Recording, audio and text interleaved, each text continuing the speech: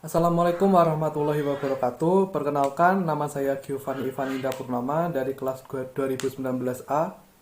Di sini saya akan menjelaskan mengenai 8 keterampilan dalam mengajar. Yang pertama dari keterampilan membuka dan menutup, kedua keterampilan menjelaskan, ketiga yakni keterampilan bertanya, keempat keterampilan penguatan, kelima adalah keterampilan mengelola kelas, yang keenam adalah keterampilan varian atau variasi, yang ketujuh adalah keterampilan mengajar kelompok kecil dan perseorangan.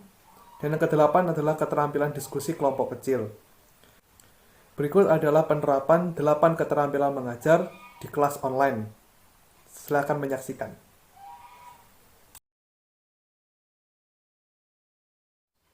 Bismillahirrahmanirrahim. Assalamualaikum warahmatullahi wabarakatuh. Waalaikumsalam warahmatullahi wabarakatuh. Selamat pagi semuanya. Semoga kalian dalam keadaan sehat walafiat dan siap untuk mengikuti pelajaran pada pagi hari ini. Seperti biasa, pada pagi hari ini Bapak akan mengabsen terlebih dahulu sebelum memulai pembelajaran. Oke, alhamdulillah semuanya dapat mengikuti pada pembelajaran pada pagi hari ini. Baik, karena waktu pembelajaran sudah hampir selesai, Bapak seperti biasa akan memberikan tugas rumah kepada kalian. Hampir sama seperti tema diskusi kita sebelumnya, tugas kalian yakni mencari dampak yang ditimbulkan akibat aktivitas vulkanisme dan seisme bagi kehidupan, dampak positif maupun negatif. Baik, terima kasih karena sudah mengikuti pembelajaran pada pagi hari ini dengan semangat. Wassalamualaikum warahmatullahi wabarakatuh. Waalaikumsalam warahmatullahi wabarakatuh. Terima kasih, Pak.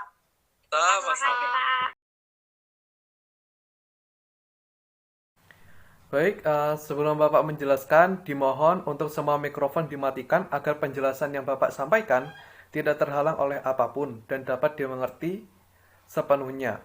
Terima kasih. Sekarang mari kita lanjutkan materi pembelajaran kita mengenai proses vulkanisme dan seisme.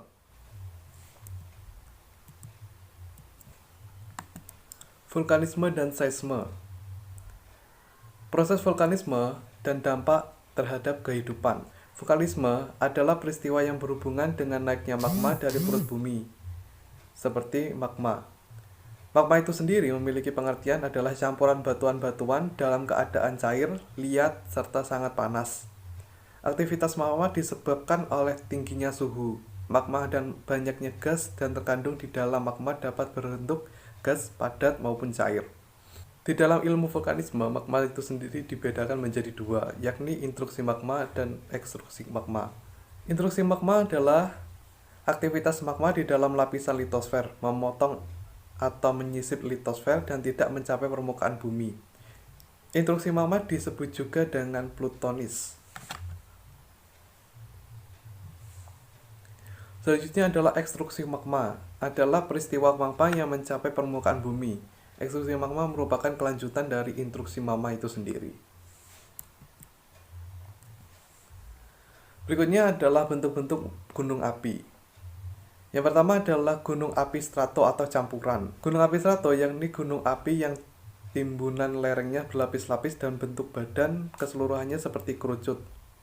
Lebih dari 90% gunung api di Indonesia berupa gunung api strato yang merupakan hasil campuran eflusif dan eksplosif yang berulang beberapa kali. Yang kedua adalah gunung api mar. Gunung api mar terbentuk karena erupsi eksplosif. Karena erupsi magma di luar dan di lorong kepundanya segera membeku menjadi batuan beku kedap air atau tembus air. Akibatnya, lubang kawah dapat terisi oleh air hujan dan disebut danau mar. Berikutnya kita akan mempelajari proses seisme dan dampaknya terhadap kehidupan. Kita sebelumnya harus mengetahui pengertian dari seisme itu sendiri. Seisme atau gempa bumi adalah getaran yang berasal dari dalam bumi yang merambat sampai ke permukaan bumi, yang disebabkan oleh tenaga endogen. Ilmu yang secara khusus mempelajari tentang gempa disebut juga adalah seismologi. Sedangkan ilmuwan yang mengkhususkan diri untuk mempelajari gempa disebut seismolog. Yang pertama adalah gempa bumi runtuhan atau fall earthquake. Gempa ini terjadi akibat runtuhan batu-batu raksasa di sisi gunung, atau akibat runtuhnya gua-gua besar. Radius getarannya tidak begitu besar atau tidak terasa. Yang kedua adalah gempa bumi vulkanik, atau volcanic earthquake. Gempa ini terjadi akibat aktivitas gunung api. Dalam banyak peristiwa, gempa bumi ini mendahului erosi gunung api. Tetapi lebih sering terjadi karena bersamaan. Getaran gempa vulkanik lebih terasa dibandingkan getaran gempa runtuhan. Getarannya terasa di daerah yang lebih luas. Berikutnya adalah gempa bumi tektonik atau tectonic earthquake. Gempa ini terjadi akibat proses tektonik di dalam litosfer yang berupa pergeseran lapisan batuan tua terjadi dislokasi. Gempa ini memiliki kekuatan yang sangat besar dan meliputi daerah yang sangat luas. Baik, untuk menambah pemahaman kalian mengenai vulkanisme, Bapak sudah menyiapkan sebuah video pembelajaran agar kalian lebih memahami proses dari vulkanisme itu sendiri. Silakan kalian menyimak dengan baik dan dicatat jika kalian perlu. Baik, apakah kalian sudah siap? Silakan menonton. Kayaknya lagi zamannya gunung-gunung zaman sekarang itu untuk saling lomba meletus. Faktanya dari 1.500 gunung berapi di seluruh dunia, ternyata jika dirata-ratakan, hampir setiap minggunya ada aja gunung berapi yang meletus. Tapi pertanyaannya, kenapa gunung berapi itu perlu meletus? Apakah gunung berapi itu memang perlu meletus seperti halnya anak ABG yang baru meletuskan jerawatnya? Pendeknya, semua itu terjadi karena adanya tekanan dari bawah yang membuat gunung kemudian meletus. Tapi, kenapa ada tekanan dari bawah? Tekanan dari bawah itu ada karena jauh di dalam isi perut bumi tersimpan sesuatu yang sangat panas. Karena inti bumi itu panas banget, singkatnya panas itulah yang memberikan tekanan ke atas, yang kemudian membentuk gunung berapi, dan saat nggak bisa nahan tekanan lagi, maka gunung berapi akan meletus. Kekuatan yang dikeluarkan saat letusan pun nyatanya bisa sangat dahsyat. Contohnya letusan Gunung Krakatau yang terkenal sangat ganas. Tapi itu pun belum yang terbesar. Masih banyak gunung-gunung lain di dunia yang letusannya jauh lebih besar. Dimana fakta uniknya, beberapa yang terbesar ada di Indonesia. Dan mungkin akan jadi bahasan di episode lain selanjutnya. Nah, meskipun begitu, tapi ternyata nggak semua gunung berapi itu kayak Krakatau. Ada juga gunung lainnya yang bisa tetap stay cool waktu lelehan dari perut bumi keluar dari kawahnya, yang bahkan beberapanya bisa ditonton dengan santai. Perbedaan ini bisa ada karena beberapa faktor pemicu letusan gunung berapi. Makanya bentuk gunung berapi beda di Indonesia, beda juga di Hawaii. Tapi tetap aja, kayaknya pas ngeliat semburan magma keluar dari kawah gunung bikin kita merinding, takut kegoreng. Tapi tunggu dulu, percaya nggak percaya saat musibah terjadi bukan lahar panaslah yang membuat banyak orang mati, tapi justru semburan awan panas khas gunung berapi di Indonesia lah yang membunuh banyak orang saat musibah. Dengan kecepatan yang mendekati kecepatan suara dan suhu yang bisa mencapai 1000 derajat Celcius, pastinya nggak ada satu hal pun yang bisa selamat dari terjangannya. Saya Pak ingin bertanya. Ya, saya Regita, absen 4, ingin bertanya kepada Bapak mengenai materi yang sudah Bapak sampaikan tadi mengenai bentuk-bentuk gunung api. Nah, di Indonesia sendiri kan banyak ya Pak terdapat gunung berapi, terutama di daerah Yogyakarta. Yang ingin saya tanyakan adalah gunung berapi tersebut termasuk dalam gunung api yang seperti apa ya Pak? Terima kasih. Baik Regita, Gunung Merapi di Jogja merupakan salah satu gunung teraktif di Indonesia yang termasuk ke dalam jenis gunung api strato. Terima kasih telah memberikan pertanyaan Regita. Apakah ada lagi yang ingin bertanya? Saya Pak, Sekar nomor absen 3. Saya ingin bertanya, sebelumnya Bapak telah menjelaskan berbagai tipe-tipe letusan gunung api. Yang ingin saya tanyakan di sini adalah, apa saja faktor yang dapat mempengaruhi tipe-tipe letusan gunung api tersebut? Terima kasih. Pertanyaan bagus. Jadi beberapa faktor yang mempengaruhi tipe letusan gunung api saat proses letusan. Dari berbagai banyak faktor ada 4 faktor. Yang pertama adalah derajat kekentalan magma. Yang kedua adalah tekanan gas magnetik. Yang ketiga adalah kedalaman gunung magma. Dan yang keempat adalah jenis batuan yang dikeluarkan saat letusan terjadi.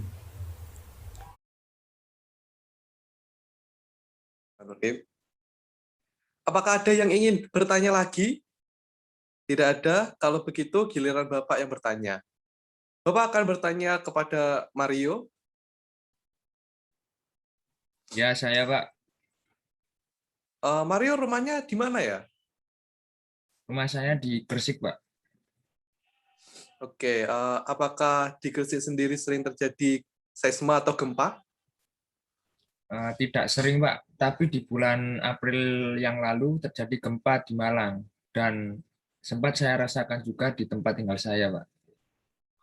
Baik, apakah kamu bisa menggambarkan apa saja akibat yang terjadi saat gempa waktu itu?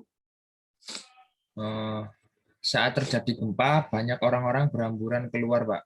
Dan kemungkinan banyak yang mengalami kerugian material.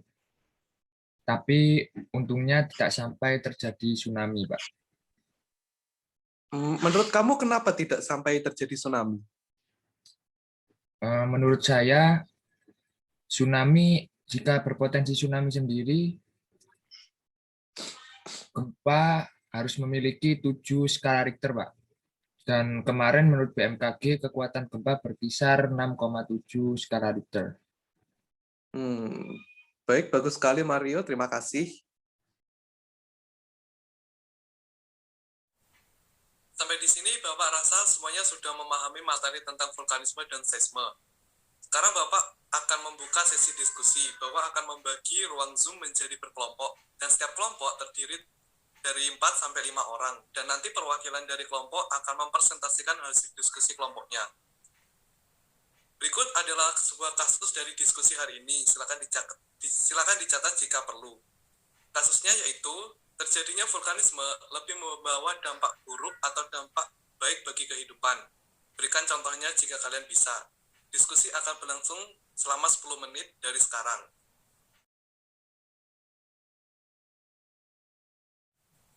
Baik, karena telah terbagi menjadi 2 kelompok, kelompok siapakah yang mau mempresentasikan hasil diskusinya terlebih dahulu? Silakan gunakan fitur raise hand jika kalian ingin memulai dahulu. Saya Pak, perwakilan kelompok 1. Menurut kami, aktivitas vulkanisme lebih banyak menimbulkan kerusakan bagi kehidupan. Karena vulkanisme termasuk salah satu bencana besar yang seringkali membawa kematian.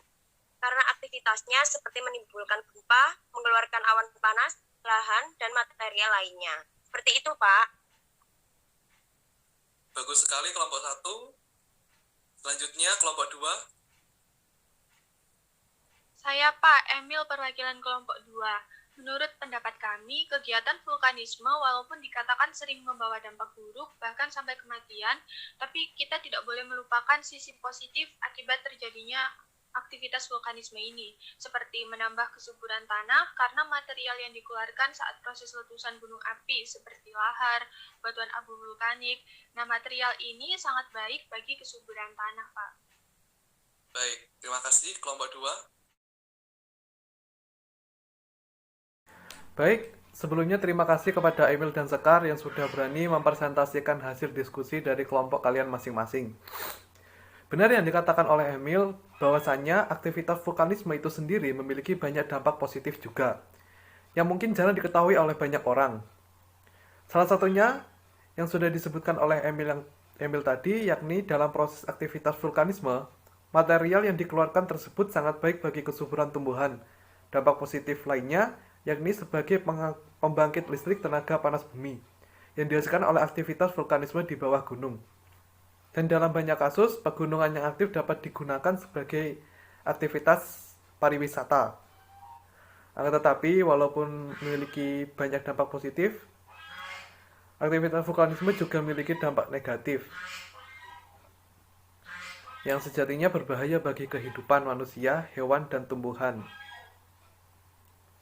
Jadi kesimpulan dari diskusi tadi adalah aktivitas vulkanisme tidak hanya memiliki dampak negatif, akan tetapi juga memiliki dampak positif.